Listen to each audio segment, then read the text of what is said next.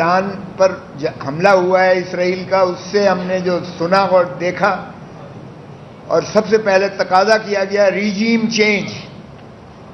تو ہم نے یہ دیکھا کہ ریجیم چینج 3 سال پہلے بھی ہوا تھا، اور اس وقت تمسخر اڑایا گیا کہ جی یہ ڈونلڈ لو کے جو ہے وہ سائفر کو اڑا کر اور الٹا ہمارے اوپر پاکستان تحریک انصاف کے اکابرین اور عمران خان کے اوپر ایک مقدمہ بنا دیا گیا، سائفر کا جس کو کیس کہتے ہیں. تو ریجیم چینج دیکھیے گا کہ ریجیم چینج اب بھی انہوں نے کوشش کی ایران میں، لیکن وہاں کوئی میر جعفر میر صادق نہیں آیا، وہاں کوئی شریف فیملی اور زرداری فیملی ان کو نہیں میسر آ سکی. وہ ایک قوم ہے اور وہ اکٹھی ہوئی اور انہوں نے عزائم ان کے جو ہے منہ توڑ جواب دیا، اور ایرانی قوم ایک بن کر ابھری، اور جس طریقے سے انہوں نے اسرائیل کے دانت کھٹے کر دیے، وہ امریکہ کو بیچ میں براہ راست کودنا پڑا، اور وہ بھی امریکہ کے نے منہ کی کھائی اس میں. یہاں اب اگر دیکھیے گا تو ریجیم چینج تو نہ وہ انہوں نے کر دی یہاں، اور اس وقت سے جو فسطائیت ہو رہی ہے آپ کے سامنے ہے. قاضی فائز عیسیٰ چیف جسٹس نے جو فیصلہ پہلا کیا تھا، جس میں بنیاد رکھی تھی اس نے پاکستان تحریک انصاف کو منہدم کرنے کی، وہ اس نے کیا تھا کہ جو ڈیفیکٹ کرتا ہے، یعنی جو غداری کرتا ہے پارٹی کے ساتھ، جو اپنی الیکٹوریٹ کے ساتھ غداری کرتا ہے، جو ووٹرز کے ساتھ غداری کرتا ہے، جو پاکستان کے آئین کی نفی کرتا ہے، اس کا سپریم کورٹ نے فیصلہ دیا تھا کہ نہ اس کا ووٹ کاؤنٹ ہوگا اور نہ ہی وہ جو ہے ممبر پارلیمنٹ رہ سکے گا. اور وہ بہت ہی انصاف پر مبنی اور اس کی روح کے مطابق سپریم کورٹ کا فیصلہ تھا. قاضی فائز عیسیٰ صاحب نے اس کو جو ہے انڈو کیا، اور اس میں انہوں نے کہا کہ نہیں جی ان کا ووٹ کاؤنٹ ہوگا، جس میں انہوں نے ایک بنیاد بنا دی کہ آئین میں ترمیم کر کے اور ڈیفیکٹ کر کے اور لوگوں کو بھیڑ بکریوں کی طرح باندھ کر وہی چھانگا مانگا کی سیاست اور وہی جو ہے ڈیفیکشن کو دوبارہ ریسٹور کیا جائے. یعنی سانپ کو تو مار دیں اور سانپ کے جو ڈسے ہوئے جو اثرات ہیں وہ آلودہ ہیں، وہ زہر کا وہ ایوان بدستور رہ جائے. تو یہ پہلا فیصلہ تھا جو قاضی فائز عیسیٰ صاحب نے کیا تھا. اس کے بعد قاضی فائز عیسیٰ نے یہ جو سمبل کا فیصلہ ہے، یہ صرف پاکستان تحریک انصاف کا سمبل نہیں لیا، انہوں نے دراصل پاکستان کے عوام کو ڈسفرینچائز کیا. انہوں نے ووٹ کے حق کو پاکستان کی عوام سے محروم کیا، چھین لیا. اور یہ ان کا دوسرا فیصلہ تھا جو جمہوریت کے قتل کے مترادف تھا. اب وہ دیکھیں دنیا میں کہیں دنیا میں وہ قاضی فائز عیسیٰ منہ دکھانے لائق نہیں ہے، وہ پبلکلی کہیں پھر نہیں سکتا ہے. اس کے اوپر اتنی لعنتیں برساتی ہیں قوم کے جو ہمارا پاکستانی ہے، چاہے وہ پاکستانی پاکستان میں ہے، چاہے وہ پاکستانی دنیا میں ہے. تو اس کا محاسبہ تو ابھی بھی قوم کر رہی ہے اور کرتی رہے گی بدستور. یہ تاریخ اس کی جو ہے خود اس کا سبق حساب لیتی ہے. اب آ جائیے آپ دیکھیں دو فیصلے جو کیے ہیں انہوں نے. ایک انہوں نے جو 26ویں ترمیم جس بے حیائی اور ڈٹھائی اور بے غیرتی سے کی، اس کا شاخسانہ میں نے بتا دیا کہ قاضی فائز عیسیٰ صاحب نے ان کو فیسیلیٹیٹ کیا. اب انہوں نے ان کے پاس 2/3 تو تھی نہیں، سب کو علم ہے کہ 2/3 نہیں تھی کسی ان کے پاس. اختر مینگل صاحب اپنے سینیٹرز کو ڈھونڈتے ہوئے سینٹ میں آئے اور ان کو لابی سے نکال دیا اور ویل چیئرز پر لے کر آئے، ویل چیئرز پر سینیٹرز کو لے کر آئے. ہمارے ایم این ایز کو جس طرح سے اٹھایا گیا، سعد اللہ بلوچ کو، اس کی ماں، اس کی بہن، اس کی بیوی اور 16 سالہ بیٹی کو اس کو اغوا کر کے اٹھایا گیا. لوگوں کو 3-3 ارب روپے جو ہے ایم این ایز کو آفر کیے گئے. اور بالآخر کیا ہوا کہ ہمارے 5 ایم این ایز جو ہے انہوں نے جو بھی خرید لیے، جس طرح سے بھی کر لیا، سینیٹرز کو بھی لے لیا، اور 2/3 کھینچی تانا سے جس طریقے سے انہوں نے بنایا، اس میں جو ہے آئینی 26ویں ترمیم کی بنیاد رکھی. اور 26ویں ترمیم اس سے آئین کی بالکل منہدم کر دیا گیا. جو 3 ستون تھے آئین کی، جو روح تھی، جو بنیاد تھی، ایک ستون کو منہدم کر کے انہوں نے تابع کر لیا، ایگزیکٹو کے تابع لے لیا، غلامی میں لے لیا.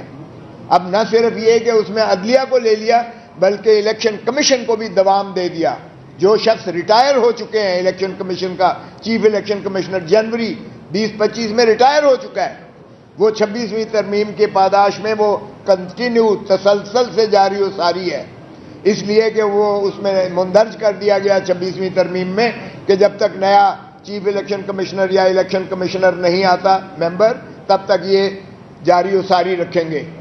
یہ بھی فسطائیت کی ایک نئی انتہا ہے جس کا ارتقا کیا گیا ہے۔ اور پھر آپ دیکھیں کہ کیا ہوتا ہے کہ ملٹری کورٹس دنیا میں کہیں ملٹری کورٹ سویلینز کا ملٹری ٹرائل کا تصور نہیں ہو سکتا ہے، اور نہ ہی ملٹری کورٹس کو عدالت کہا جا سکتا ہے، یعنی سنتا کوئی ہے اور فیصلہ کمانڈر کرتا ہے۔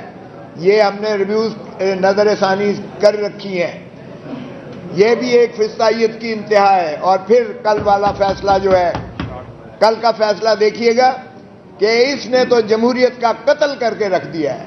یہ جو متناسب نمائندگی کا تصور تھا، جو مخصوص نشستوں کے بارے میں 80 مخصوص نشستیں بندر بانٹ کر کے جیسے بوٹی ہو، یعنی آپ کیا یہ جس طرح سے مال غنیمت ہو اس طرح سے بانٹ دی گئی ہے۔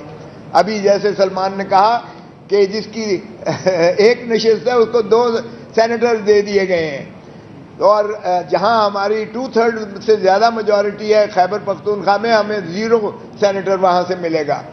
تو یہ ایک نئی انہوں نے جو ہے نہج پر لے جا کر اور 2/3 انہوں نے کی ہے۔ اس سے زیادہ بدترین اور بدنما جو ہے فیصلہ نہیں ہو سکتا ہے۔ یہ سپریم کورٹ کی تاریخ کا سیاہ ترین دن ہے، اور یہ کلنک کا ٹیکا جو ہے یہ ان کے ماتھے پر جس طرح سے سجایا گیا ہے، یہ تاریخ اس کا جو ہے یقیناً مواخذہ کرے گی۔ یہ جمہوریت کا قتل ہے، اور اس کو نہ قوم گوارا کرے گی، نہ کوئی اس میں ماننے کو تیار ہے۔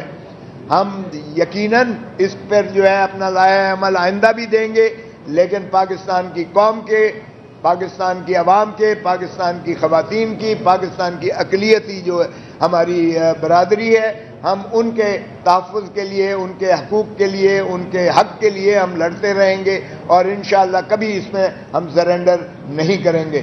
تو میں سمجھتا ہوں کہ اس میں جتنی عدالت کو یہ جو کانسٹیٹیوشن بینچ بنی ہے، کاش کہ ہماری 26ویں ترمیم ہم نے چیلنج کی ہوئی ہے، ہم نے ہی نہیں چیلنج کی ہوئی، دیگر جماعتوں نے اور طبقات نے بھی کی ہوئی ہے۔ او بھائی 26ویں ترمیم کو پہلے سن تو لو، کیا یہ 26ویں ترمیم قانون کی، آئین کی روح کے مطابق بھی ہے، یا اس کی روح کو ہی مجروح کرتی ہے گرانڈ نارم کو؟ اگر 26ویں ترمیم ہی بنیادی طور پر کالعدم متصور کر دی جاتی ہے، تو پھر جو کچھ آپ ترامیم کرتے چلے جا رہے ہو یہ فسطائیت کی انتہا ہے۔ اب عدالت کی پیکنگ ہو رہی ہے، عدلیہ کو پیکنگ کی جا رہی ہے، سپریم کورٹ میں ججز کی تعداد بڑھائی جا رہی ہے، ہائی کورٹوں میں من پسند ججز بنائے جا رہے ہیں، ایک جوڈیشل کمیشن جو بنایا ہے اس میں حکومت کے 12 لوگ ہیں جو ساری چیزیں اپنے من پسند جو ہے لوگوں کو لا رہے ہیں۔ تو یہ جس ملک میں عدلیہ کو اس طرح سے تباہ کر دیا جائے، وہ قومیں اور وہ ملک جو ہے وہ پھر زندہ رہتے ہیں یا نہیں رہتے، یہ تاریخ ہی بتائے گی۔ لیکن میں سمجھتا ہوں کہ جتنا نقصان اس وقت یہ حکومت یہ 3 سال میں کر چکی ہے یا کر رہی ہے، یہ اس کا صدیوں تک جو ہے ہمارا خمیازہ بھگتتی رہے گی، اور ہماری قوم اس کا جو ہے بھگتے گی، اس کا جو ہے اندازہ کرے گی۔ اور اب میں اسمبلی ممبر وہ دیکھ رہے ہیں،